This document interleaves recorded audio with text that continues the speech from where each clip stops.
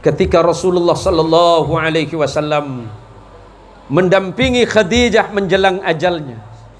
Sayyidah Khadijah kemudian berbisik kepada putrinya Fatimah. Apa yang dibisikkan oleh Sayyidah Khadijah kepada Fatimah? Wahai anakku Fatimah, sampaikanlah kepada ayahmu, kepada Nabi Muhammad sallallahu alaihi wasallam, bahwa aku menginginkan sesuatu darinya. Kemudian Sayyidah Fatimah bertanya kepada ibunya, wahai ibundaku, apa yang harus saya sampaikan kepada ayah?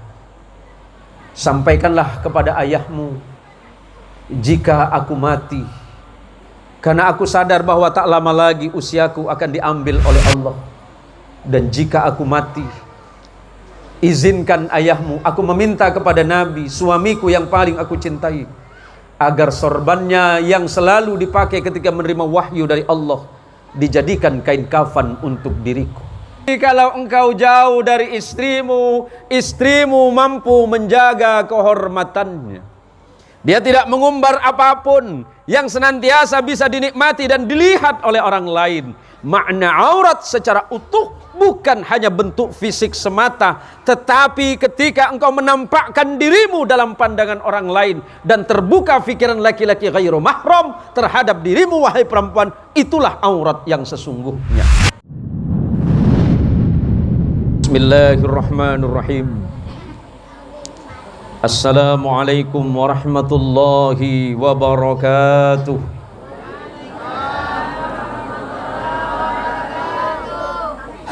Ibu-ibu sekalian, yang menjawab ucapan saya paling kencang, saya doakan mudah-mudahan hutangnya lunas. Ini ketahuan ini. Orang Parit Baru banyak hutangnya rupanya. Assalamualaikum warahmatullahi wabarakatuh.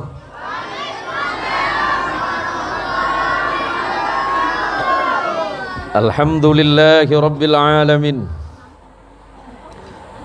Alhamdulillahilladzi arsala rasulahu bil huda wa dinil haqqi liyudhhirahu 'ala ad-din kullihi wa kafa billahi shahida.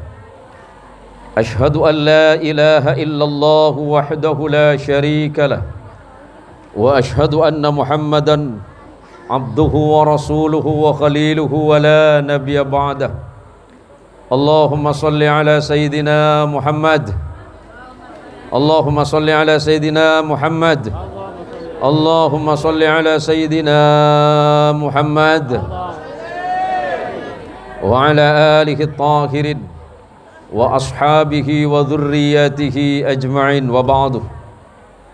Samahatal fudala wal kurama, para alim, para allama, para kiai, para tuan guru, terkhusus kepada yang berbahagia tuan rumah acara kita malam hari ini, Bapak Misli beserta Ibu. Mana Pak Misli, Pak? Jalang melang, Pak. Sasosaku lemon sampian hilang lagi. Pasnya salima pasere lagi, Pak. Yang boleh ngalek, Pak. Sosaku lan, Pak. Dah? Salah alamat lagi. Pasnya salimi asistenku lagi. Bu, faham bahasa saya mboten, Bu? Enggak paham, Bu, ya? Imun tak paham moli maki saya, Bu. Yang dirahmati Allah, para guru-guru mulia kita yang mewakili tuan rumah, Bapak Ustadz Abdul Khalik, Ustadz Haji Masuri, sahabat saya Ustadz Syahri. Beliau sudah lama tak bertemu dengan saya, apalagi Ustadzah Rohani. Dulu kita sempat satu pesantren, Ustadzah. Sekira tahun 90 lebih saya sempat satu pesantren sama beliau. Dan alhamdulillah hari ini kita dipertemukan oleh Allah dalam suasana saya sudah mulai uban, sama-sama mulai tua. Ternyata kita sudah mulai berangkat tua.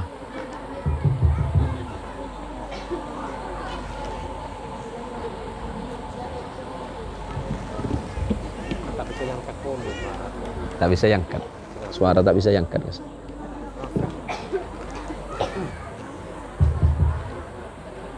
Bu, ibu, ibu. Tadi pembawa acara udah nyampaikan. Saya ini termasuk salah satu ustadz paling lagak di Kalimantan. Sombong tak boleh, lagak boleh. Tadi disampaikan kalau saya itu ada channel YouTube. Memang subscriber saya sudah di atas 8.000. Tapi yang paling besar itu sebenarnya di Facebook. Boleh nanti lihat di Facebook di channel Zain Mohsin Official. Insya Allah di situ sudah ada 116.000 follower saya. Dan insya Allah setiap dakwah yang saya sampaikan melalui media itu tujuannya tidak ada lain mengajak manusia semuanya ke jalan Allah, bukan dengan cara kekerasan, tapi dengan cara yang lemah lembut, dengan bahasa yang santun, dengan fikiran-fikiran yang cerdas, sebagaimana dakwahnya Kanjeng Rasul Muhammad sallallahu alaihi wasallam. Tegas bukan berarti kasar. Nabi disebutkan oleh Allah di dalam Quranul Karim, Muhammadur Rasulullah walladzina ma'ahu asyidda'u 'alal kuffari ruhama'u bainahum. Muhammad Rasulullah sallallahu alaihi wasallam bersama orang-orang yang beriman, para sahabat dan kaum muslimin, ketika berdakwah di tengah masyarakat Arab yang keras, Rasulullah bukan melawan dengan kekerasan, tetapi Rasulullah melawan dengan ketegasan. Tetapi ruhama'u bainahum, tetapi Rasulullah senantiasa mengedepankan sikap kasih sayang di antara sesama. Maka di majlis yang mulia ini diawali dengan alhamdulillah serta salawat kepada Rasulullah Muhammadin sallallahu alaihi wasallam. Saya ucapkan ribuan terima kasih yang tiada terhingga kepada Bapak Misli beserta istri dan keluarga yang sudah mengumpulkan kita pada malam hari ini. Mudah-mudahan acara ini mendapatkan berkah dan ridha dari Allah Subhanahu wa taala. Amin. Allah jadikan tempat ini tempat yang barakah. Amin. Yang hadir di majlis ini mendapatkan ilmu yang manfaat. Amin. Rezekinya menjadi rezeki yang halal. Anaknya jadi anak yang salih dan salihah. Allah jadikan kita orang yang berbahagia dari dunia dan akhirat. Amin. Saya bingung malam ini. Ini acara maulid apa acara walimah ini? Dua-duanya. Aduh, pinter tuan rumah. Nah, meletak keluar polon laku pai bareng setia. Yang nikah mana ini? Bang. Abang sudah ini, Bang. Udah akad nikah. Kapan akad nikahnya? Abang lamar kan. Udah apa ya kayak sedaya. Bang, namanya siapa, Bang? Rizki. Alhamdulillah. Mana istrinya? Istrinya mana? Mi'rab. Meletak keanginan. Oh, ngapunten Bu, mohon maaf Bu ya. Saya pakai bahasanya ini Jerman bagian selatan ini. Oh gitu ya. Takok lemo. Bu. Ibu. Ibu mau jadi orang miskin, mau jadi orang kaya, pilih. Milih jadi orang kaya apa jadi orang miskin? Yakin? Baik, kalau jadi orang kaya pilihannya dua. Mau jadi orang kaya bahagia atau jadi orang miskin? Mau jadi orang kaya tak bahagia atau jadi orang miskin tapi bahagia? Pilih. Mau jadi orang kaya tak bahagia atau miskin tapi bahagia? Yakin? Yakin? Mari kita doakan ibu-ibu ini. Mudah-mudahan miskin selama-lamanya. Tak usah Bu, tak usah. Malam ini yang pertama mau saya sampaikan adalah untuk saudaraku Rizki. Siapa nama istrinya? Hah? Baik, Fikih Aulia, kita doakan mereka menjadi pasangan yang bahagia dari dunia dan akhirat. Mencontoh kehidupan nabinya Muhammad sallallahu alaihi wasallam. Sekiranya Allah berikan keturunan bagi mereka, semoga menjadi keturunan yang menjadi qurratu ayun, penyejuk pandangan hati mereka berdua. Amin ya rabbal alamin. Rizki, cita-cita punya anak berapa? Belum tahu? Masa belum diomongin? Hah? Jangan ikut mertuanya, noh. Mertuanya irit. Masa anak cuma 2? Nih lihat saya sama istri saya ini, Mi, anak berapa kita? Hah? 5. Ateloran itu kan? Alhamdulillah istri saya mah orang Jawa Barat atuh ibu. Orang Jawa Barat tuh paling baik sedunia. Bukan karena istri saya orang Sunda. Dan memang orang Jawa Barat mah baik, di mana-mana kita ketemu sama orang Sunda pasti dikasih mangga. Beli duren dikasih mangga. Beli ikan juga kadang dikasih mangga. Bapak, ikannya sabaraha? Mangga atuh. Atuh Bapak, saya mah mau beli ikan, bukan mau beli mangga. Alhamdulillah, mudah-mudahan anak kita semuanya Allah jadikan anak yang salih dan salihah. Malam ini kita diberikan kesehatan oleh Allah dan kesempatan yang baik. Ada kalanya manusia itu diberikan kesehatan tapi dia tidak menyempatkan datang dalam kebaikan. Ada masanya orang itu diberikan kesempatan tapi ternyata Allah tidak memberikan kesehatan bagi dirinya. Maka di saat sehat sempatkan diri untuk datang kepada kebaikan. Sama dengan halnya kita salat. Yuk sempatkan salat, bukan salat di saat sempat. Banyak di antara kita mengeluh kepada Allah di saat kita miskin. Tetapi di saat kita kaya, kita lupa kepada Allah. Di saat kita miskin, kita hamba Allah. Di saat kita kaya, mulailah berubah menjadi hamba yang lainnya. Dulu di saat kita sabar dan ikhlas dalam kemiskinan dan kesusahan. Tapi di mana ketakwaan kita kepada Allah di saat Allah memberikan keluangan rezeki? Banyak orang itu menangis kepada Allah dalam sujudnya ketika dia susah. Banyak orang itu yang begitu khusyuk dan begitu yakin akan doanya kepada Allah. Tetapi sungguh begitu sulit dia menjadi hamba yang taat kepada Allah ketika Allah memberikan jabatan, kekuasaan, bahkan harta yang melimpah kepada dirinya. Kenapa kita tidak belajar kepada peri kehidupan Rasulullah Muhammad sallallahu alaihi wasallam? Nabi yang paling ditunggu oleh seluruh umat, Nabi Muhammad sallallahu alaihi wasallam yang dikenal sebagai Muhammad bin Abdullah bin Abdul Muttalib bin Hashim bin Abdi Manaf bin Qusay bin Kilab sampai kepada Adnan dan sampai kepada Nabiullah Ibrahim alaihi salatu wassalam, adalah nabi yang paling taat dalam sujudnya, nabi yang paling ikhlas di dalam ibadahnya, dan nabi adalah yang paling sabar dalam kehidupan rumah tangganya. Maka di kesempatan yang mulia ini, sebelum kita membicarakan Maulidur Rasul Muhammad sallallahu alaihi wasallam, ketahuilah saudaraku Rizki, bahwa ketika engkau menjawab atau mengkabul ucapan qadi atau penghulu atau mertuamu, engkau menjawab qabiltu nikahaha wa tazwijaha titik bil mahril madhkuri halan wa raditu bih. Anda menjawab saya terima nikah dan kawinnya perempuan yang dimaksud dengan mas kawin sebagaimana tersebut.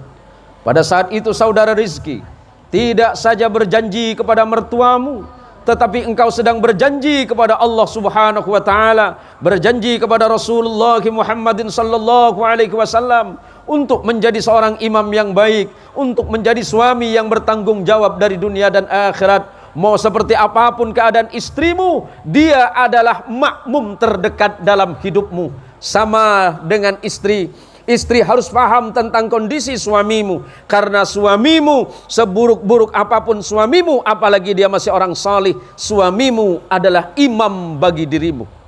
Maka ketika imam salah, tegur dia, dan ketika makmum ditegur, jangan pernah marah, sebab makmum sedang mengingatkan kesalahanmu. Saya adalah seorang suami dari seorang perempuan yang bernama Mia Sumiati Ja'far, yang sampai hari ini saya sadar betul bahwa saya belum sempurna sebagai seorang suami, saya belum sempurna sebagai seorang ayah, tapi saya selalu berusaha untuk memperbaiki diri. Kadang yang namanya manusia, di saat Allah memberikan kelapangan, sering dia lupa dan lalai akan keadaan dirinya. Maka di majelis yang mulia ini, saudaraku Rizki, baginda Rasulullah Muhammad sallallahu alaihi wasallam pernah memberikan nasihat kepada sahabatnya Abu Dzar Al-Ghifari radhiyallahu anhu. Sahabat Abu Dzar Al-Ghifari adalah salah satu sahabat Nabi yang paling miskin, yang dikenal dengan Ahlus Suffah. Siapa Ahlus Suffah? Ahlus Suffah adalah sahabat-sahabat Nabi sallallahu alaihi wasallam yang hidup di sekitar Masjid Nabawi. Kenapa berada hidup di sekitar Masjid Nabawi? Karena memang sangat miskin keadaannya. Beberapa sahabat di antaranya, para mu'arrikh menyebutkan ada 360 lebih sahabat Nabi yang hidup di sekitar masjid. Mereka adalah orang-orang miskin dan sangat sederhana. Salah satu di antaranya adalah Abu Dzar Al-Ghifari. Kemudian Rasulullah pernah menasihati Abu Dzar, dan nasihat ini kemudian beliau sampaikan, Abu Dzar sampaikan ketika menikahkan putrinya. Apa yang dinasihati oleh Rasulullah kepada Abu Dzar, dan Abu Dzar kemudian menasihatkan kepada anak putrinya. Ya Aba Dzarrin, jaddidis safinata fa innal bahra amikun wa khudhiz zada kamilan fa innas safar ba'idun wa khaffifil himla fa innal aqabata qu'ud wa akhlisil amal fa innan nakidha basirun. 4 nasihat Nabi kepada Abu Dzar Al-Ghifari. Ya Abu Dzar, yang pertama kata Nabi, jaddidis safinata, perbaharuilah kapalmu. Maksudnya apa? Perbaharuilah kapal keimananmu kepada Allah. Engkau memang beriman kepada Allah, tetapi iman itu mudah berubah. Iman bisa turun, iman juga bisa naik. Sebab imannya kita manusia yazidu wa yankus. Iman kita manusia bisa bertambah tapi juga bisa berkurang. Berbeda dengan imannya para malaikat. Imannya para malaikat la yazidu wa la yankus. Imannya para malaikat tidak bertambah tapi juga tidak berkurang. Apalagi imannya para nabi. Imannya para nabi adalah iman yazidu wa la yankus, yang selalu bertambah tapi tidak pernah berkurang. Imannya saya, imannya Ustadz Abdul Khaliq. Ini ada sahabat orang tua saya, Pak, saya lupa nama jenengan, tapi yang saya tahu Pak Yus. Ini waktu saya masih zaman SMP tahun 80 sekian, beliau sering di kampung saya. Ya Pak ya. Berbeda dengan iman kita. Iman kita naik, kadang-kadang turun. Maka kata Nabi, perbaharuilah kapal kehidupanmu. Maksudnya apa? Perbaharuilah kapal keyakinanmu kepada Allah Subhanahu wa ta'ala. Yang kedua, wahai Rizki, suami dari Kiki juga namanya, Fikih, suami dari Fikih. Yang kedua, khudhiz zada kamilan fa innas safara ba'idun. Bawalah perbekalan secukupnya, karena samudra kehidupan ini, karena perjalanan ini begitu jauh. Hari ini saudara Rizki baru saja menyelesaikan akdun nikah. Berarti dengan demikian tanggung jawab Pak Misli sudah diserahkan sepenuhnya kepada Rizki. Tanggung jawab sebagai seorang ayah sudah diambil oleh dirimu, nak. Tanggung jawab sebagai seorang ayah diserahkan kepadamu mulai hari ini. Maka baik dan buruk keadaan istrimu adalah tanggung jawabmu. Seperti apapun keadaan istrimu, itu adalah hak dan kewajibanmu. Maka berhati-hatilah ketika engkau membimbing istrimu. Belajarlah kepada kesabaran ayah mertuamu, bagaimana dia membesarkan dan mendidik Fikih sampai sebesar hari ini. Mestinya seorang menantu, dia harus pandai berterima kasih kepada ibu mertua dan ayahnya. Rizki, sudah bilang apa sama mertua tadi? Hah? Oh, makasih Pak, udah dikasih anak, pasti beres Pak. Bukan itu Ki. Makasih Pak, sudah menyerahkan putri Bapak kepada saya. insya Allah saya akan menjaga putri Bapak sebagaimana Bapak menjaga putrinya. Tuh. Dan insya Allah doakan saya dapat membimbing istri sebagai anak Bapak dan hari ini sebagai istri saya. Sama kepada ibu mertuamu, sampaikan terima kasih ibu, terima kasih sudah menyerahkan anak ibu kepada saya.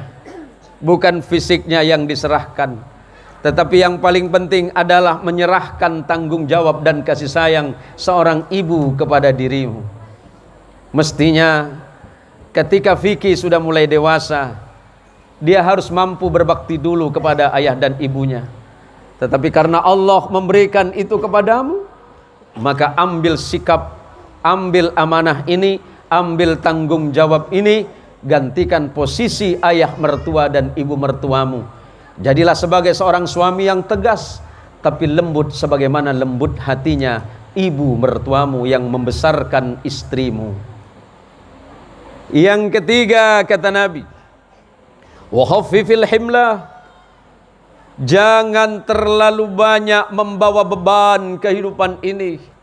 Fa innal aqabata qu'ud, karena sesungguhnya bukit pendakian hidup ini begitu sulit. Banyak di antara kita mengambil sesuatu dan kita mengira mampu bertanggung jawab atasnya. Banyak di antara kita mengambil harta yang banyak di sisi Allah, seakan-akan dengan harta yang banyak akan membuat kehidupan kita lebih baik. Tetapi kadang kita tidak sadar di balik amanah itu ada tanggung jawab besar nanti di hadapan Allah. Tidak akan ada sesuatu yang diciptakan di dunia ini, apapun yang kita lakukan, melainkan semuanya harus kita bertanggungjawabkan di hadapan Allah. Maka Kiki, Rizki, Vicky adalah tanggung jawabmu. Selagi engkau masih bersamanya, maka jaga dia sebagaimana engkau menjaga akidah dan keyakinanmu kepada Allah.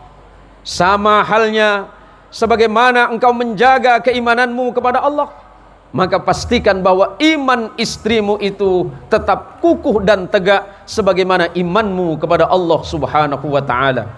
Dan yang keempat kata Nabi, wa akhlisil amal. Rizki, ikhlaslah engkau dalam menikah ini. Ketika engkau mengambil istri, mengambil tanggung jawab, mengambil amanah ini, berarti engkau harus ikhlas dengan keadaan istrimu. Allahumma sholli ala Muhammad. Allahumma sholli ala Muhammad. Ini saya agak curiga sama panitia ini. Nyampe dikasih minum, bagian ceramah kasih minum lagi. Ini enggak tanggung-tanggung kasih 3 nih Pak. Suruh habisin maksudnya Pak Misli. Bismillah, boleh saya minum Bu? Boleh ya? Tak boleh saya balik ini. Bismillah.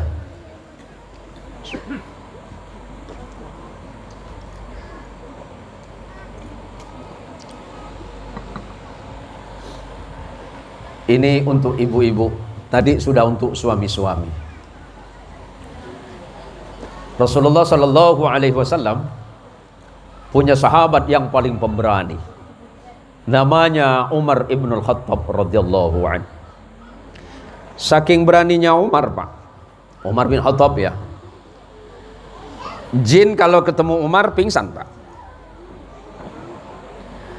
Setan kalau ketemu Umar bin Khattab takut. Saking pemberaninya Umar.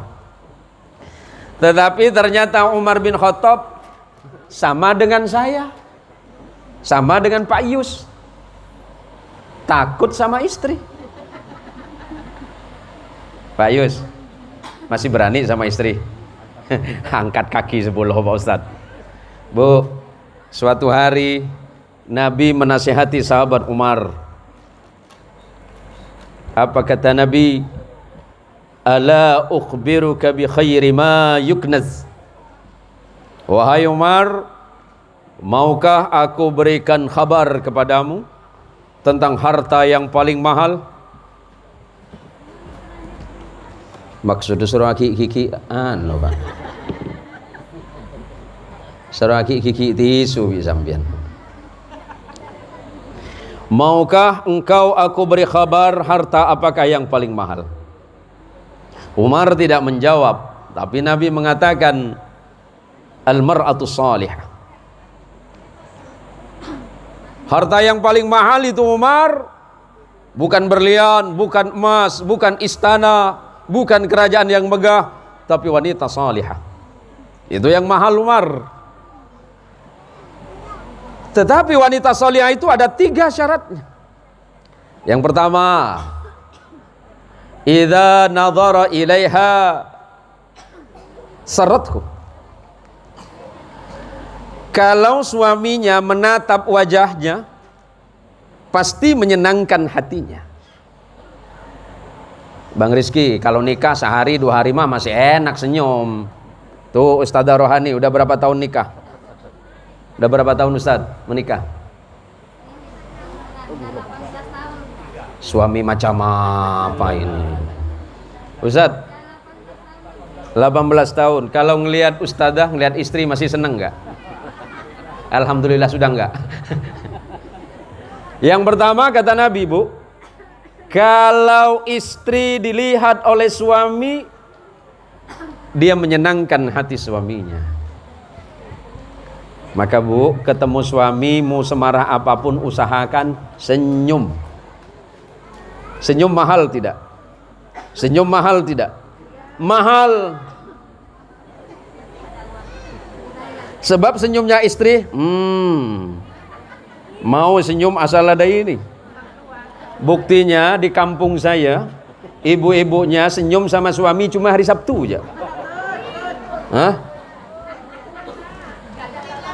Dia senyum dengan laki cuma hari Sabtu aja. Saya dengan istri saya berapa bulan ni banyak ke Malaysia. Saya ceramah di negeri Upin Ipin. Orang Malaysia kaget dengan saya. Tuan Guru, kenapa pula Tuan Guru ni betul-betul macam orang Semenanjung? Semenanjung tu maksudnya Kuala Lumpur. Saya bilang dengan dia, saya ni orang Pontianak. Orang Pontianak cakap sama dengan awak. Dia tak tahu sebelum saya berangkat ke Kuching tu, berangkat ke Kuala Lumpur, saya nonton filem Upin Ipin 4 bulan. Biasa sama bahasa saya dengan dia. Bu, senyum sama suami itu mahal. Maka kata Nabi, idza nadhara ilaiha, kalau suami melihat kepada istrinya, suaminya senang terhadapnya. Cubalah tengok. Nanti balik dari sini, emak ni tengok depan kaca. Senyum saya masih nyaman dah ni.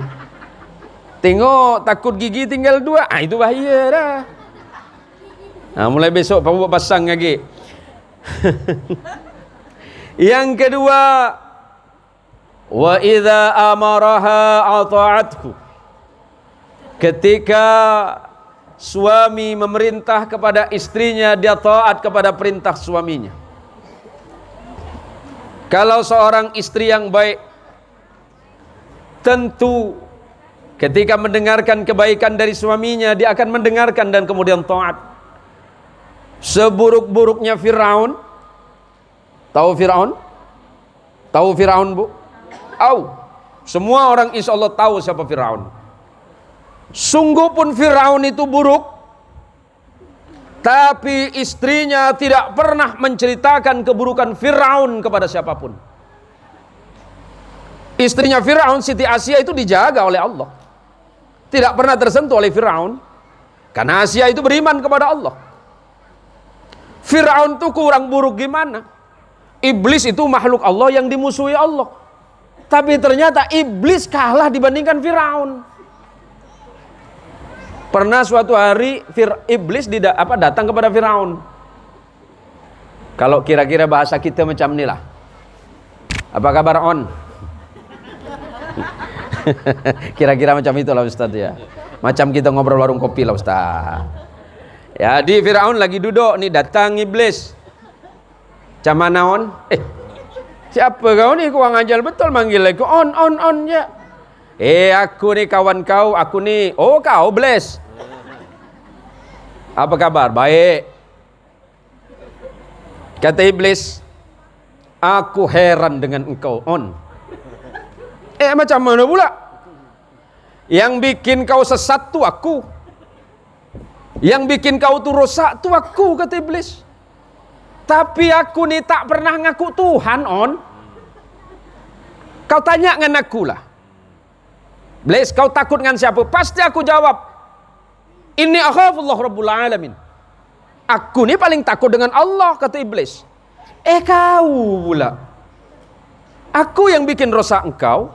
Aku yang bikin kau rosak macam ni. Kau ngaku Allah pula. Karena Fir'aun pernah berkata, ana rabbukumul a'la. Aku ini adalah Tuhan kalian yang paling tinggi. Iblis sungguh pun rusak. Iblis gak pernah ngaku Tuhan, Pak. Nah, Fir'aun yang dirusak oleh iblis lebih rusak dari Fir'aun. Fir'aun punya istri Asia. Asia ini kalau ngadu sama Allah, ya Allah, suamiku Fir'aun itu rusak begini dan begitu. Ngadunya sama Allah. Coba ibu kalau suami bikin masalah ngadu sama siapa? Ngadu di sosmed. Halo guys. Siapa yang tak tahu ibu ni? Tahu semua. Masalah dengan laki sedunia tahu semua. Halo guys. I'm very something trouble now. Ngomong apa, Mak? Guys, kau tahu ndak laki aku macam mana? Nyaut pula sebelah. Itu belum seberapa nah. Laki aku memang jahanam nah, kata dia. Allahu Akbar. Fir'aun tuh buruk, Bu, musuh Allah. Tapi Asia istri Fir'aun tidak pernah memburukkan suaminya kepada orang lain. Cukup mengadu kepada Allah, ya Allah, bagaimana dengan keadaan suamiku? Allah yang jawab, tenanglah Asia, engkau pasti aku jamin, engkau dalam jaminanku, kata. Kalau seorang istri itu sudah taat dalam kebaikan di jalan Allah kepada suaminya, maka ciri-ciri wanita salih ada nomor 2. Yang nomor 3, ini paling berat. Wa idza ghaba anha hafizathu. Kalau suami tidak ada di sampingnya, dia selalu menjaga kehormatan suaminya. Hati-hati dengan medsos. Hati-hati. Jangan kau tumpahkan, jangan kau curahkan semua masalahmu di situ. Sebab ketika itu engkau sampaikan kepada orang lain, kemudian orang lain membaca tulisanmu, kemudian mengomentari tulisanmu. Kalau benar itu jadi ghibah, tapi kalau salah itu menjadi fitnah. Hati-hati. Perempuan-perempuan muda, jangan terlalu tertarik ke TikTok. Ngaji TikTok. Dulu zaman kita kecil lagi, macam budak-budak macam ni, kita diajari doa sebelum makan apa? Zaman kita sekolah TK lagi. Allahumma barik lana fima waqina. Itu doa engkau. Doa mama kau beda. Doa mak kau asal nak makan ambil kamera foto. Cubalah tengok. Sama dengan macam bini Pak Ustaz. Bini saya maksudnya Pak Ustaz. Asal dia tengok makanan di atas meja, mulai keluar di HP. Bismillahirrahmanirrahim. Share dulu dengan kawan. Halo guys, menu pagi ini makan sambal belacan plus rendang jengkol, ditambah lagi dengan minuman spesial hari ini, jus pete. Ya Allah ya Rabb. Sedunia nengok semua. Kalau bini saya aman. Aman. Cuma malam yang tak aman. Mohon maaf Mi ya. Ini ribah jadi duit loh Mi. Saya fikir bini saya ni dulu Pak Misli. Bini saya alhamdulillah ya Allah. Dapat hidayah istri saya bulan puasa ya Allah. Dari tanggal 1 bulan Ramadan sampai tanggal 25 Ramadan tak pernah minta duit dengan saya. Tak pernah diajak saya ke pasar, bi yuk kita ke pasar beli ini. Tak mau. Saya tanya, Mi yakin Umi tak belanja? Tak ada. Alhamdulillah ya Allah, aman dompet saya ya Allah. Rupa malam 26, 27 Saya tengok HP malam-malam jelang subuh. Ya Allah, bini saya luar biasa. Ya Allah, saya masih tidur, dia masih tahajud. Karena saya tengok cahaya penuh. Rupa cahaya HP. Bunyi sepi. Tak lama ting sepi. Ting sepi. Allah, ya Allah. Rupanya Lailatul Qadar dapat bunyi sekarang, ya Allah. Sebagai suami yang baik, tentu saya tanya dengan bini, Umi, mohon maaf salah-salah kata ya.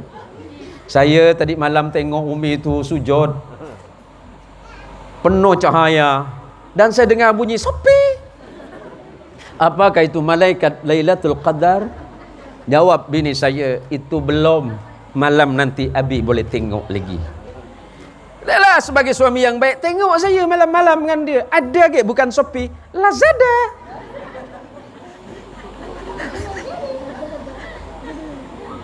Jadi kata Nabi, kalau engkau jauh dari istrimu, istrimu mampu menjaga kehormatannya. Dia tidak mengumbar apapun yang senantiasa bisa dinikmati dan dilihat oleh orang lain.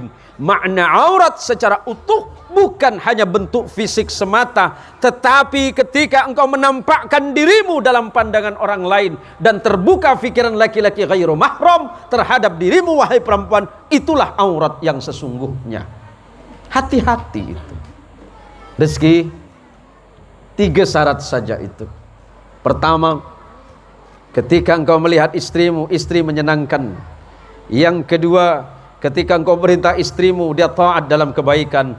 Dan yang ketiga, ketika engkau tidak berada di sampingnya, dia senantiasa mampu menjaga muru'ah, atau dalam bahasa Melayu, mampu menjaga marwah diri dan keluarganya. Maka saudaraku sekalian yang dirahmati Allah, karena ini sebagian dah saya pergi bahasa Melayu, bolehlah saya cakap bahasa Madura, Pak? Boleh ya? Boleh sebentar aja Bu ya? Geram saya nengok orang Madura tak cakap Madura, Bu. Candeng Madura dan Kiren. Ini akhir ya Pak ya. Pak, cara norok tang bini cara norok ke. Hari tang urusan ini nare. Kak. Yakin sampai tak bengal ke bini Pak? Yakin kan? Masya Allah. Marah ke boleh kan? Pak, bini ini sampean garang napa punten, Pak? Aduh. Cewat kuat rap. Pakai boleh lah matengki garang. Ini saya ceramah bukan tempat curhat loh. Pak, walaupun istri kita garang macam Kak Ros, sering suka nonton film Upin Ipin kan? Perempuan tu Pak yang paling tak sanggup satu, dia tidak punya dalil selain satu dalil, pokoknya mati itu dibuatkan. Saya suatu masa dulu pernah bawa istri saya ni. Saya kau ingat masa tu bikin ketawa dibuatnya. Saya pegang tangan istri saya masuk ke Mega Mall, pegang tangan dia. Ada santri saya lewat, "Bah, Assalamualaikum." "Waalaikumsalam." Luar biasa abah saya ni. Dah berapa tahun abah nikah dengan Umi? 20 tahun lebih. Masya Allah, sampai hari ini masih mesra sekali, bah. Dalam hati saya mesra. Dari mautnya kau tahu kalau abah ni mesra. Dari tadi tangan Umi dipegangan abah. Sini kau cung, sini. Aku pegang tangan Umi kau ni bukan mesra. Sebab nanti kalau dilepas tangan Umi kau ni, habis ditunjuk semua. Cobalah tangan telunjuk istri bapak pegang lah tekuk sampean. Mun aja len rajin sampean tekuk telunjuk. Coba beri kuli sekali. Mun sampai lepas sampai tutu kapi Pak. Melereh. Beli ni. Mana perempuan dalilnya? Dalil yang paling menakutkan bagi laki-laki dari istri, pokoknya mati dah. Saya hanya berdoa kepada Allah, ya Allah, besok saya nak bawa bini saya nak jalan-jalan, mudah-mudahan hatinya tertutup untuk nengok barang-barang bagus. Tapi alhamdulillah sampai hari ini istri saya ini masih paling baik. Mohon maaf nih ya. Maaf. Urusan itu nanti kita berdua rumah aja. Tak mampu Pak. Sayyidina Umar radhiyallahu an, Sayyidina Umar waktu jadi khalifah. Khalifah itu pengganti Nabi. Setelah Rasulullah wafat digantikan oleh khalifah pertama Sayyidina Abu Bakar Siddiq radhiyallahu an. Wafat Sayyidina Abu Bakar Siddiq setelah 4 tahun memimpin, dipindah oleh Umar 10 tahun. Suatu hari Sayyidina Umar lagi duduk di depan rumahnya, bukan istana, Bu. Sayyidina Umar nggak punya istana. Rumahnya Sayyidina Umar hampir rubuh. Ada seseorang datang menemui Umar. Assalamualaikum ya Amirul Mukminin. Salam sejahtera bagi engkau wahai Amirul Mukminin. Baik, waalaikumsalam. Ada apa engkau datang ke sini? Kata Umar bin Khattab. Begini khalifah, saya mau mengadukan istri saya. Kenapa dengan istrimu? Istri saya itu sahabat Umar wakil khalifah. Dari tadi pagi sampai saya berangkat ke sini ini tak berhenti dia merepet. Tahu merepet, Pak? Apa orang Madura bilang merepet apa? Ngecepek. Di Indonesia kan ngecipik. Nah, gitulah. Umar, bini kula ngecepek pegala gilaku. Merepet terus Umar. Nah, jadi kau sini nak apa? Aku nak ngadukan dia. Apakah Anda punya solusi? Apa jawaban Anda, Umar? Pulanglah. Saya kemari meminta nasihat Anda tentang istri saya, Umar. Pulanglah. Umar, saya datang kepada Anda bukan untuk apa-apa, hanya minta nasihat bagaimana caranya saya menasihati istri saya agar dia berhenti tidak merepet lagi, Umar. Kata Umar, kamu tahu kenapa aku duduk di sini? Enggak. Wahai sahabat, sebaiknya engkau pulang. Engkau datang minta nasihat kepada orang yang salah. Aku kan hanya mengadukan. Iya, saya tahu. Engkau ke sini datang mengadukan istrimu kan? Iya. Kau tahu enggak kenapa aku duduk di sini? Enggak. Aku duduk di sini dari pagi tak bisa masuk. Bini aku sama kan bini kau, lagi merepet di dalam. Rupanya rajin Sayyidina Umar pada ngecepek kieu. Aduh, yang datang ngadu tentang istrinya yang merepet, yang diadu, yang datang dia mengadu lah pada bini tempat ngecepek ya. Pak repot. Tadi ku lekuk takut pada orang siana anu kesambian. Tanya aki apa masalahna? Masalahna apa sambian? Kuliki gini bini boleh. Kenapa Ustaz Siddiq? Makin kok pada gigir pobari. Gitu. Nah, sekarang bagaimana kemudian kehidupan rumah tangga ini? Mencontohlah kepada kehidupan Rasulullah sallallahu alaihi wasallam. Kehidupan Nabi Muhammad sallallahu alaihi wasallam ketika digambarkan oleh Sayyidah Aisyah radhiyallahu anha. Saya jelasin. Istri Nabi yang pertama dinikahi oleh Nabi Muhammad sallallahu alaihi wasallam adalah Sayyidah Khadijah binti Khuwailid.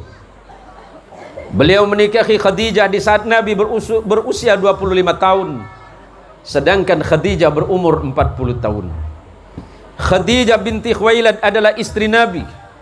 Khadijah adalah seorang bangsawan, seorang pengusaha sukses, seorang yang sangat kaya raya dan memiliki tempat dan kedudukan yang istimewa di tengah masyarakat Arab Quraisy pada masa itu.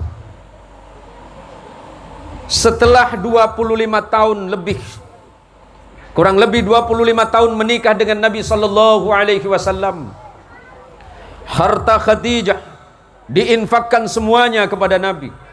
Dihabiskan semua hartanya untuk perjuangan dan dakwah Nabi. Kekayaannya dihabiskan semuanya untuk perjuangan Nabi Muhammad sallallahu alaihi wasallam. Dan bahkan ketika Sayyidah Khadijah wafat pada tanggal 11 bulan Ramadan pada tahun 10 kenabian, 3 tahun sebelum hijrahnya Nabi dari Makkah ke Madinah, ketika Rasulullah sallallahu alaihi wasallam mendampingi Khadijah menjelang ajalnya, Sayyidah Khadijah kemudian berbisik kepada putrinya Fatimah. Apa yang dibisikkan oleh Sayyidah Khadijah kepada Fatimah? Wahai anakku Fatimah, sampaikanlah kepada ayahmu, kepada Nabi Muhammad sallallahu alaihi wasallam, bahwa aku menginginkan sesuatu darinya. Kemudian Sayyidah Fatimah bertanya kepada ibunya, "Wahai ibundaku, apa yang harus saya sampaikan kepada ayah?" "Sampaikanlah kepada ayahmu, jika aku mati, karena aku sadar bahwa tak lama lagi usiaku akan diambil oleh Allah. Dan jika aku mati, izinkan ayahmu, aku meminta kepada Nabi, suamiku yang paling aku cintai, agar sorbannya yang selalu dipakai ketika menerima wahyu dari Allah dijadikan kain kafan untuk diriku." Karena menjelang kewafatannya, Sayyidah Khadijah bersama Rasulullah sallallahu alaihi wasallam dalam keadaan yang sangat miskin. Padahal dulu Khadijah hartanya luar biasa, sangat melimpah. Kekayaannya begitu banyak, bisnisnya di mana-mana.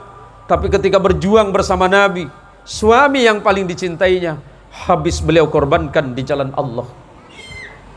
Kemudian Fatimah, putri tercintanya, menyampaikan kepada ayahnya, "Wahai ayahku, ya Rasulullah, bahwa ummiku Khadijah menyampaikan kepadaku untuk selanjutnya menyampaikan kepadamu, wahai ayah, karena dia malu untuk menyampaikan dan meminta langsung kepadamu. Dia hanya ingin ketika mati, ketika wafat, agar sorban yang biasa ayah pakai untuk berjuang di jalan Allah dan setiap kali dipakai untuk menerima wahyu, untuk menjadi kain kafannya." Betapa kagetnya Rasulullah sallallahu alaihi wasallam mendengar permintaan yang sangat sederhana di akhir kehidupan Sayyidah Khadijah. Rasulullah kemudian memeluk Khadijah sambil meneteskan air matanya dan berkata, "Wahai istriku Khadijah, dulu engkau adalah orang yang kaya raya.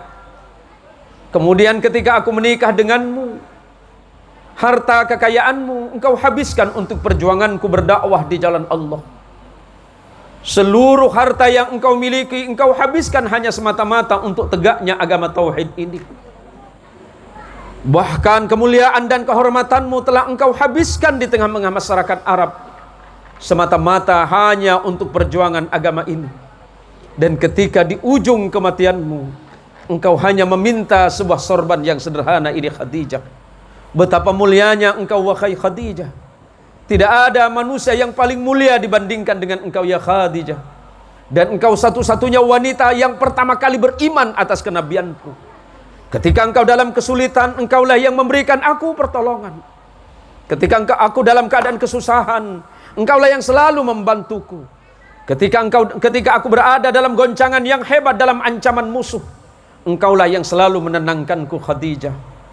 Maka Allah menyampaikan salam kepadaku bahwa Allah telah menyiapkan tempat terbaik, yakni jannatul ma'wa, surga tertinggi di sisi Allah Subhanahu wa taala, karena berkat pengorbanan harta bendamu, pengorbanan hidupmu yang engkau curahkan hanya untuk agama Islam ini dan untukku Muhammad suamimu. Ini menjadi contoh dan keteladanan bahwa seperti apapun keadaan suamimu, bantulah dia, tolonglah dia dengan semampumu. Sama dengan seorang suami, mungkin sampai hari ini kita belum menjadi suami yang baik, tetapi setidaknya kita belajar untuk menjadi suami yang bertanggung jawab meskipun seperti apa keadaan kita.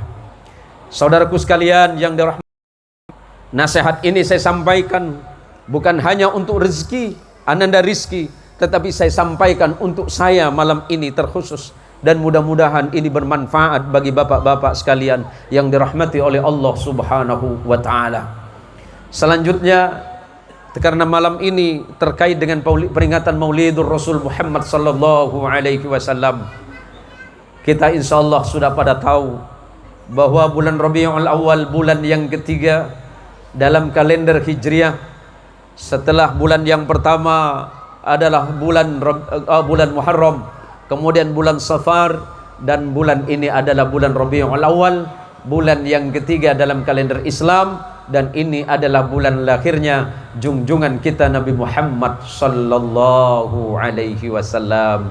Allahumma sholli ala Muhammad, Allahumma sholli ala Sayyidina.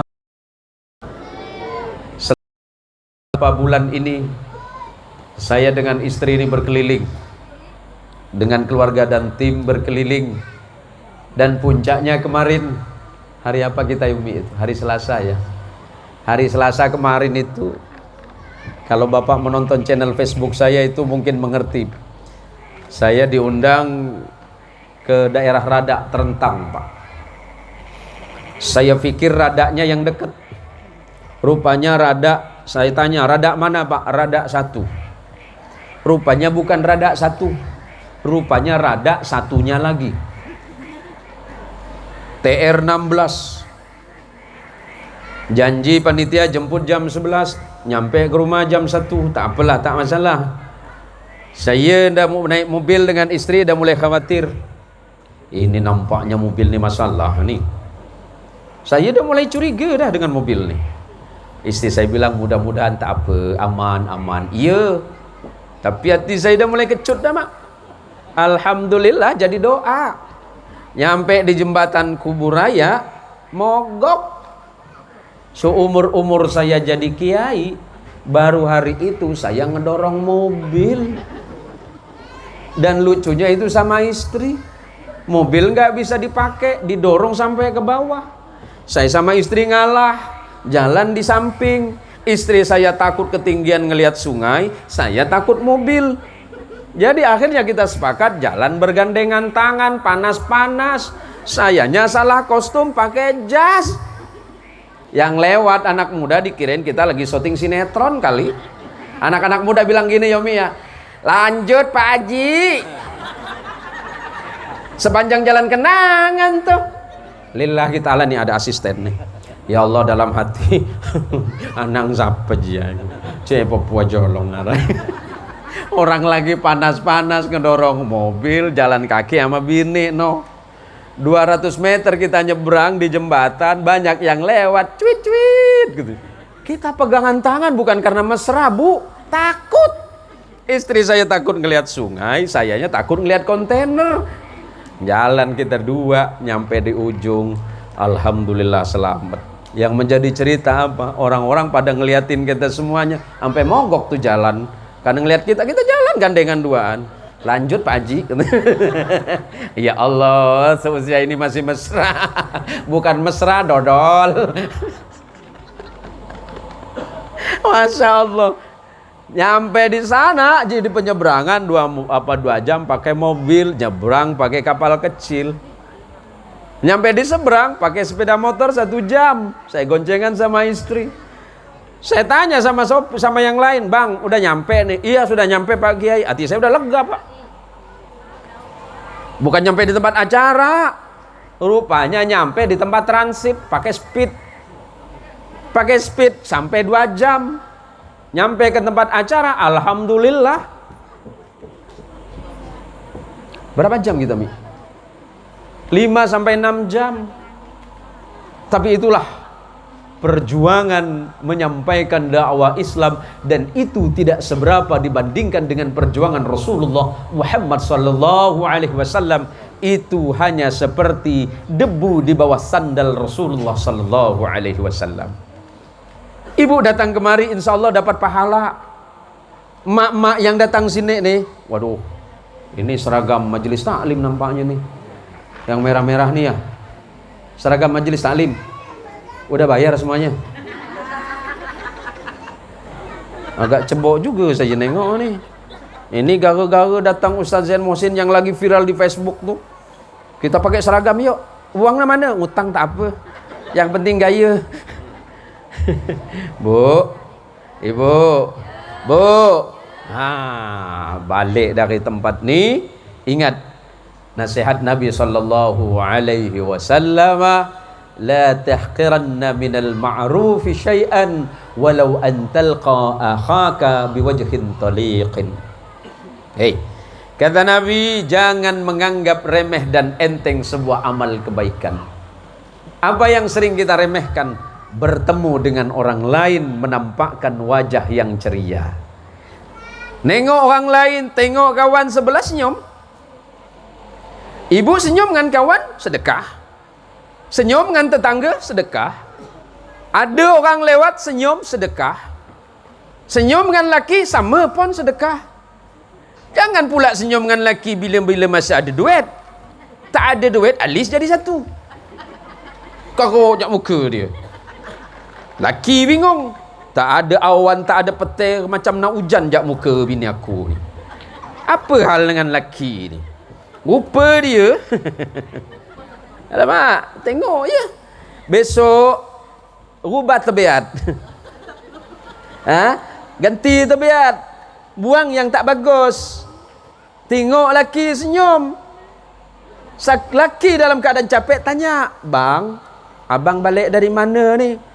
Abang nampak capek sekali." Ni dengan bapak-bapak, "Pak." Nampak sama dengan saya ni. "Pak, lebih senang minum kopi di rumah apa di warung kopi?"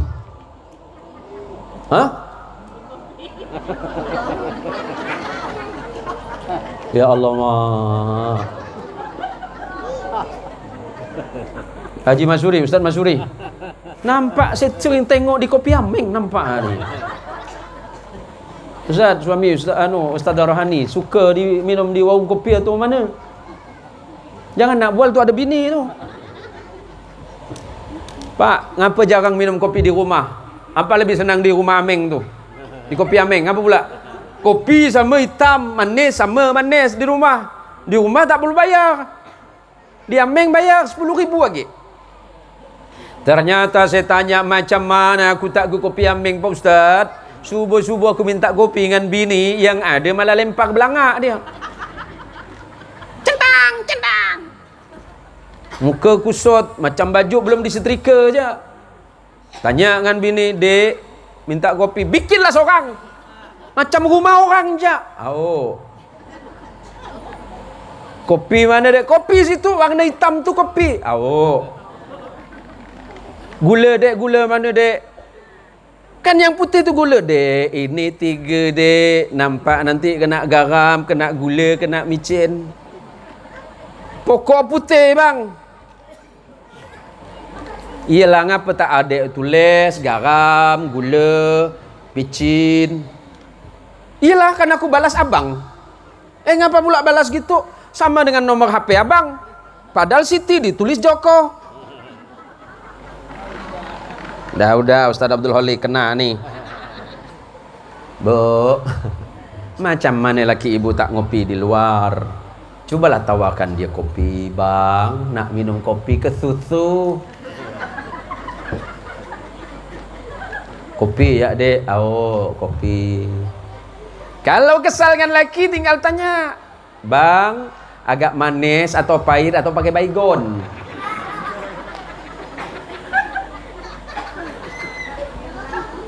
Lah sekali-sekali ngapa manis sama laki? Ibu senyum sama laki, pahala. Kalau suaminya kurang baik, doakan sama Allah. "Ya Allah, suamiku kurang baik, ya Allah berikan petunjuk agar hatinya jadi baik, ya Allah." Jangan sujud sama Allah, bari nyumpah. Emang laki tak benar dia, ya Allah. Besok ya Allah kok bisa, ya Allah. Aku dah puas, capek dengan dia ni, ya Allah. Ada yang lain ke Allah? Jadi dengan doa awak tu, seburuk-buruknya laki awak, dia masih orang yang selalu memberikan rezeki melalui tangannya. Banyak suami di luaran sana tidak peduli kepada haram. Yang ada di pikirannya adalah bagaimana memberikan makan kepada istri dan anak-anaknya. Sampai kemudian dia rela mengorbankan hukum Allah demi melihat istri dan anaknya menikmati rezeki. Sampai kemudian dia tidak mau tahu apakah itu halal atau haram, apakah itu hak, apakah batil. Maka berhati-hatilah ketika suamimu melangkahkan kaki dari rumah. Bismillah, kita tawakkaltu 'ala Allah wala haula wala quwwata illa billah. Doakan suamimu, sujud kepada Allah. Ketika suamimu bekerja, doakan kepada Allah, ya Allah, semoga langkah kaki suamiku engkau tunjukkan ke jalan yang benar dan lurus. Jauhkan dari perkara yang haram, ya Allah. Dekatkan kepada rezeki yang barakah walaupun itu sedikit. Jangan sampai suami membawa rezeki yang banyak tapi itu haram dan itu hak orang lain. Tetapi walaupun sedikit, doakan kepada Allah agar rezekinya menjadi rezeki yang halal. Halal akan mendekatkan kebaikan, halal akan mendatangkan barakah, dan barakah akan mendatangkan ketenangan dalam hidupnya. Selepas sujud kepada Allah, serahkan semua persoalannya kepada Allah. maka Allah akan memberikan jalan keluarnya. Maka rumah tanggamu itu, kata Nabi, zayyinu manazilakum bis salah wa tilawatil Quran. Untuk rezeki, untuk rizki dan istrimu, kata Nabi, zayyinu manazilakum, hiasilah kehidupan rumah tangga kalian bis salah. Yang pertama salat, yang kedua wa tilawatil Quran. Jangan lupa sering-seringlah kalian membaca Al-Quran. Karena rumah yang senantiasa diisi dengan sujud kepada Allah, yang senantiasa diisi dengan bacaan-bacaan Al-Quran, maka insya Allah Allah akan turunkan ketenangan dalam rumah tangga. Allah akan berikan kesempurnaan kehidupan suami istri dan keluarga. Insya Allah setiap masalah yang datang, Allah akan berikan jalan keluarnya. Setiap persoalan yang datang silih berganti menunjukkan Allah tengah menguji untuk kita semuanya. Suami diuji dengan kesabaran dan keikhlasannya mencari rezeki untuk istri dan anak. Sementara istri diuji oleh Allah, apakah dia mau mendoakan kebaikan bagi suami dan menjaga kehormatan dirinya dan mampu mendidik anak-anaknya. Suami dan istri harus saling mampu bekerja sama, walaupun tentu lebih banyak kekurangan yang ada di antara kita. Suami, istri, jika semuanya mengawali hidup dengan niat yang sama, tujuannya adalah untuk mencapai ridha Allah dan mendapatkan keberkahan dalam rumah tangga, maka insya Allah Allah akan tunjukkan jalan yang lurus, jalannya para nabi dan para rasul. Allah jauhkan dari segala murkanya. Allahumma salli ala Sayyidina Muhammad. Allahumma salli ala Sayyidina Muhammad. Banyak orang itu kaya, tapi belum tentu dia bahagia. Tetapi tidak sedikit orang yang bahagia di tengah kemiskinannya. Yang membedakan bukan banyaknya tumpukan harta duniawi, yang membedakan adalah rasa syukurnya terhadap nikmat dan karunia dari Allah. Allah Subhanahu wa ta'ala tidak kurang-kurang memberikan kita nikmat, tidak kurang-kurang Allah memberikan kita rezeki, tidak kurang-kurang Allah memberikan kebaikan dalam hidup. Yang kurang dari kita hanya satu, rasa syukur terhadap nikmat dan karunia dari Allah Subhanahu wa ta'ala. Saudaraku sekalian yang dirahmati Allah, sepulang berdakwahnya Rasulullah sallallahu alaihi wasallam, Rasulullah mendapati istrinya Khadijah Al-Kubra tengah menyusui putri tercintanya Fatimah. Karena masa itu Rasulullah dan Khadijah tengah mengalami kemiskinan yang luar biasa, hingga Sayyidah Khadijah tidak mampu menikmati makanan yang banyak mengandung gizi. Dan ketika Sayyidah Fatimah menyusu kepada ibundanya, Rasulullah melihat bukan air susu yang keluar, tetapi air darah yang keluar. Itu yang diminum oleh Sayyidah Fatimah. Rasulullah sangat bersedih dengan keadaan itu. Kemudian Rasulullah menghibur Sayyidah Khadijah Al-Kubra. Kemudian Rasulullah sembari memeluk dan menghibur Khadijah, kemudian Rasulullah tertidur di paha Khadijah. Dan karena dalam kondisi yang capek, Rasulullah tertidur di pangkuan Khadijah. Sembari memeluk Rasulullah dan mengelus-ngelus kepalanya, tanpa sadar Khadijah menitikkan air matanya. Dan tetesan air mata Khadijah membuat Rasulullah kaget. Dan kemudian bertanya kepada Khadijah, istrinya tercinta, "Ya Khadijah, apa yang menyebabkan engkau menangis? Apakah engkau menyesal karena bersuamikan aku Muhammad yang miskin ini? Apakah engkau menyesal karena harta bendamu habis untuk perjuangan agama ini?" "Ya Rasulullah, aku tidak pernah menyesal menikah denganmu ya Rasulullah. Aku korbankan harta demi untuk perjuangan agama ini. Dulu aku adalah bangsawan yang sangat dihormati di tanah Makkah ini. Tapi kemudian semuanya aku korbankan demi tegaknya agama Islam dan kemuliaanmu ya Rasulullah. Dulu aku begitu dimuliakan di tengah masyarakat ini ya Rasulullah. Tapi semuanya itu aku habiskan untuk perjuanganmu ya Rasulullah. Dan aku tidak pernah menyesal ya Rasul. Bahkan aku merasa khawatir Jangan-jangan pengorbanan hartaku, pengorbananku ini semuanya kurang di hadapan Allah. Ya Rasulullah, suamiku, jika seandainya nanti aku mati, aku meninggalkanmu terlebih dahulu sementara perjuanganmu belum selesai, dan engkau masih membutuhkan aku, ya Rasulullah, galilah kuburanku, ambillah tulang belulangku. Seandainya engkau akan menyeberangi sungai, menyeberangi lautan, dan engkau membutuhkan jembatan, maka ambil tulang belulangku, ya Rasulullah. Jadikan itu sebagai jembatan perjuangan. Alangkah luar biasanya pengorbanan seorang wanita yang luar biasa, wanita yang tiada bandingannya di hadapan Rasulullah sallallahu alaihi wasallam, yang menghabiskan hartanya, mengorbankan kemuliaannya, mengorbankan kebangsawanannya demi tegaknya syariat agama Allah, yakni agama Islam yang dibawa oleh Rasulullah Muhammad sallallahu alaihi wasallam. Maka patut bagi kita semuanya untuk meniru ini, sebab Allah mengatakan, laqad kana lakum fi rasulillahi uswatun hasanah liman kana yarjullaha wal yawmal akhirah wa dzakarallaha katsira. Maka yang patut untuk kita jadikan teladan hari ini di tengah kehidupan kita yang selalu banyak persoalan-persoalan adalah kehidupan Rasulullah sallallahu alaihi wasallam beserta istrinya Sayyidah Khadijah binti Khuwailid. Sudah jam berapa ini, Ibu? Sudah jam berapa?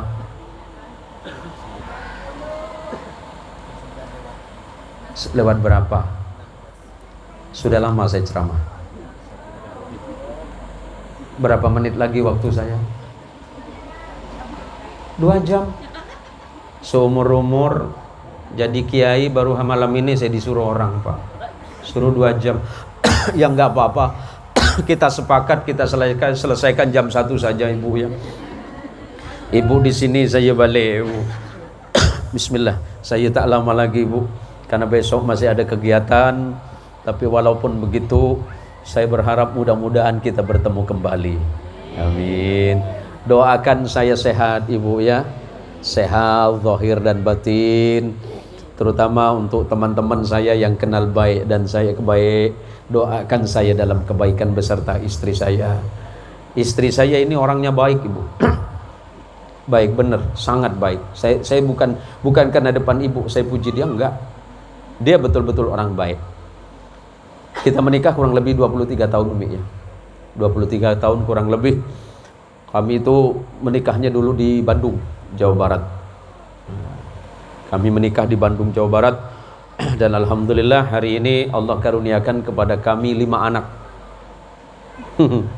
Kenapa Bu ketawa banyak ya? Ustadz baru berapa Ustadz?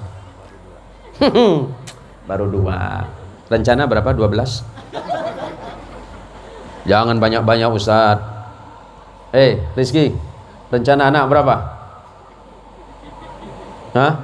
Sepenuhnya, penuh apa maksudnya nih? Penuh rumah ke apa? Kasihan datuk dia nanti.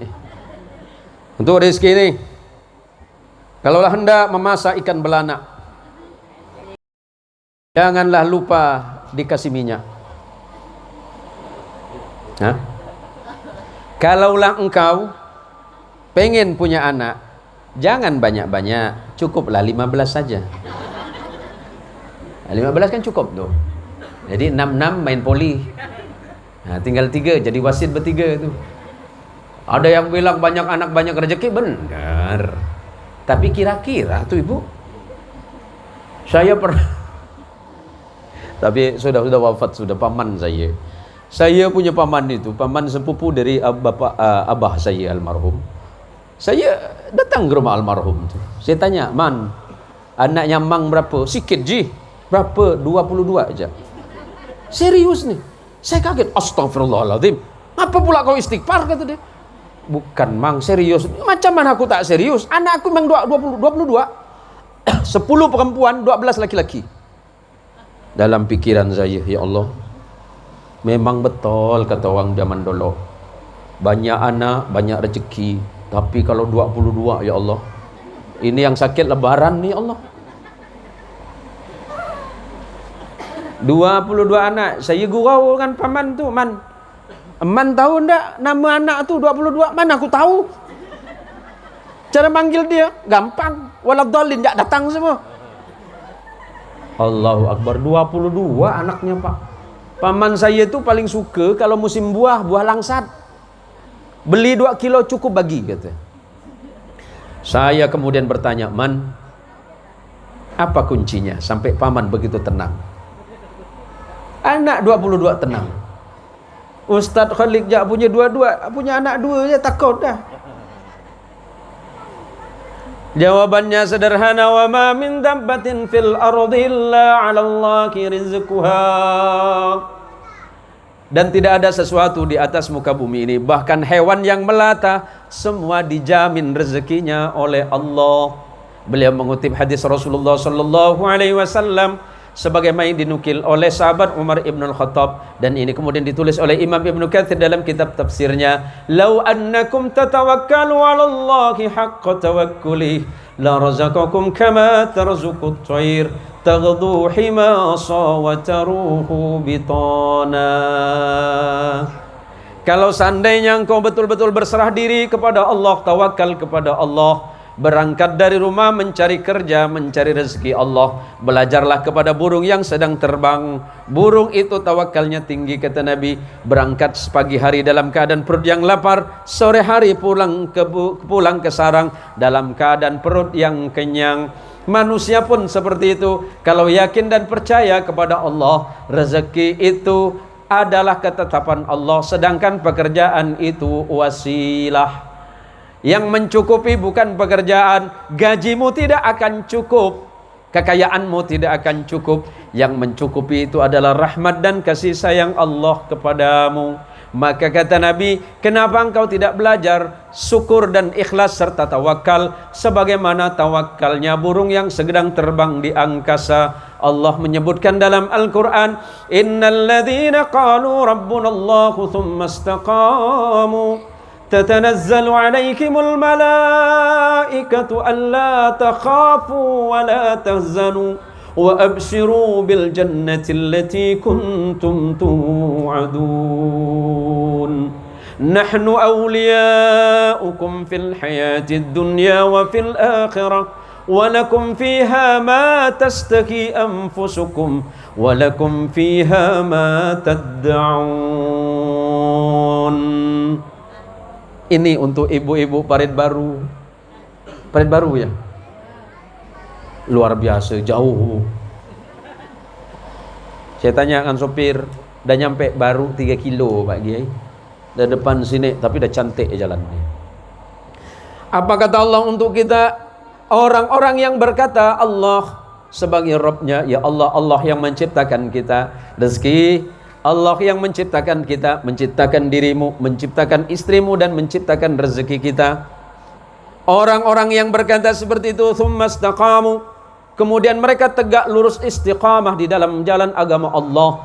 Turun malaikat yang Allah utus untuk dirinya. Maklong, makngah, mausyu. Jangan takut, kata Allah. Alla takhafu, jangan takut tentang kehidupan duniawi ini. Tuh ada sungai jauh dari sini.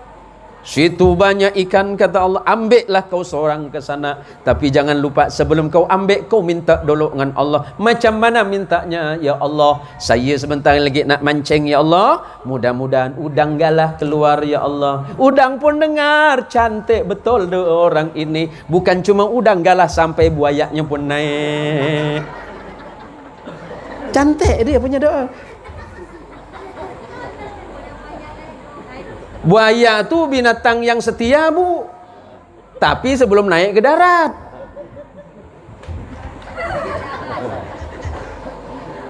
Gurau je, Bu, ya. Kemudian wala tahzanu, jangan bersedih tentang kehidupan akhiratmu, kata Allah. Sebab Allah telah menjanjikan surga bagimu. Allah telah menjanjikan bagi orang yang beriman. Kemudian dalam imannya taat kepada Allah, waktunya salat dia salat, waktunya zakat dia zakat, Waktunya beramal saleh, dia beramal saleh. Dia tidak pernah khawatir, tidak pernah cemas, tidak pernah was-was. Bahkan dia tidak pernah takut tentang duniawi. Soal rezeki Allah yang atur. Yang penting kemudian apa yang paling penting adalah ikhtiar untuk mencarinya. Allah takhafu wa la tahzanu, jangan bersedih tentang kehidupan akhirat, sebab kehidupan akhirat telah dijanjikan surga terbaik bagi dirinya.